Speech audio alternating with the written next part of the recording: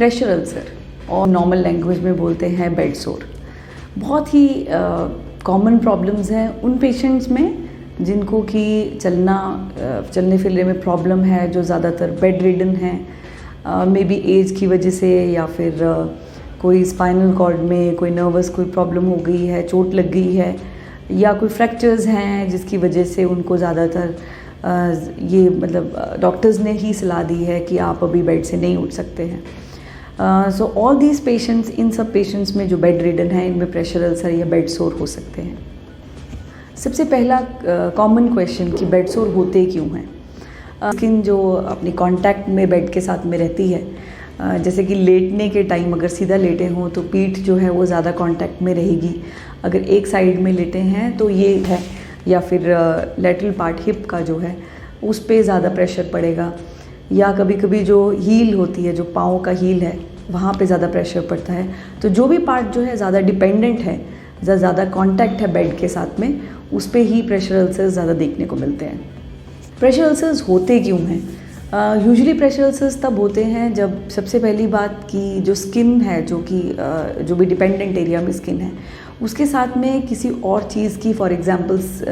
Bed sheet की या किसी चीज़ की फ्रिक्शन हो रही है। सो अगर इन केस आप ऐसे आपके घर में या कहीं भी अगर ऐसे कोई पेशेंट है जो कि चलना फिरना जिनके लिए मुश्किल है और आप उनको केयर कर रहे हैं, तो कोशिश कीजिए कि आप उनको अगर एक पोजीशन से दूसरी पोजीशन में लेके आते हैं तो उनको खींचिए नहीं। अब उनको कोशिश कीजिए कि उनके जो दो लोग जो हैं जैसे कि सपोर्ट करें और उसके बाद में जैसे एक जगह से लेके दूसरी जगह लेके जाए, रादर देन कि उसको एक जैसे बोलते हैं कि ड्रैग करके लेके जाएं, वो नहीं होना चाहिए। जितना ड्रैग करेंगे स्किन के ऊपर वेट पड़ेगा और नीचे स्किन का जो बेड शीट है या कोई भी जो भी चीज़ नीचे बिछी हुई है उसके साथ में फ्रिक्शन होगा तो अल्सर्स के चांसेस जो हैं वो बढ़ जाएंगे।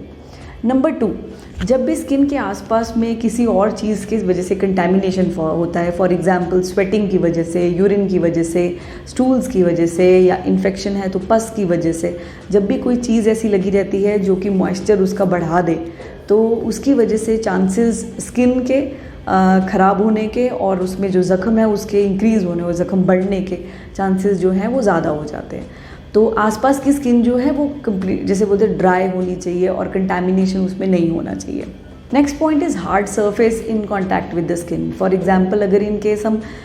एक डायरेक्टली कोई एक सिर्फ एग्जांपल दे रही हूँ कि अगर डायरेक्टली अगर वुड के ऊपर किसी को लिटाया हो या कोई हार्ड सरफेस के ऊपर लिटाया हो तो ऑब्वियसली स्किन पे ऊपर प्रेशर जो है वो ज़्यादा पड़ेगा और उसकी वजह से अल्सर्स होने के चांसेस ज़्यादा हैं। तो उसी को प्रिवेंट करने के लिए जो है एयर मैट्रेस, वाटर मैट्रेस ऐसे यूज़ किए जाते हैं ताकि जो स्किन का प्रेशर है जो डायरेक्टली कांटेक्ट की वजह से बन रहा है वो कम हो और उसकी वजह से स्किन डैमेज कम हो और अल्सर्स कम हो। Next point is nutritional deficiency. अगर इन केस हीमोग्लोबिन कम है, एनीमिया है,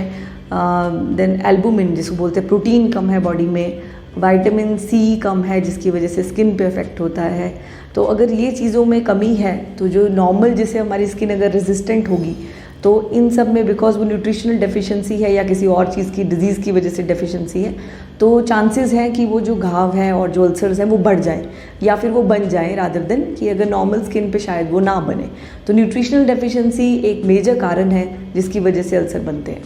next point is ignorance. Ignorance means एक छोटा सा कोई ज़ख़म होता है या वूंड होता है और लगता है ऊपर से ये छोटा सा ही होगा, इसमें ज़्यादा डीप नहीं है तो इसको ऐसे ही मतलब ठीक कर लेते हैं और पर एक्चुअल में अल्सर्स जो प्रेशर अल्सर्स होते हैं they are like an iceberg. Iceberg means ऊपर देखने में वो बहुत छोटे दिखेंगे बट एक्चुअली वो बहुत डीप होंगे। सो कभी भी इन ज़ख़म को ऊपर से देख के जज नहीं करना चाहिए कि ये सिर्फ 2 सेंटीमीटर 3 सेंटीमीटर का ही है, इसमें ज़्यादा कुछ हो।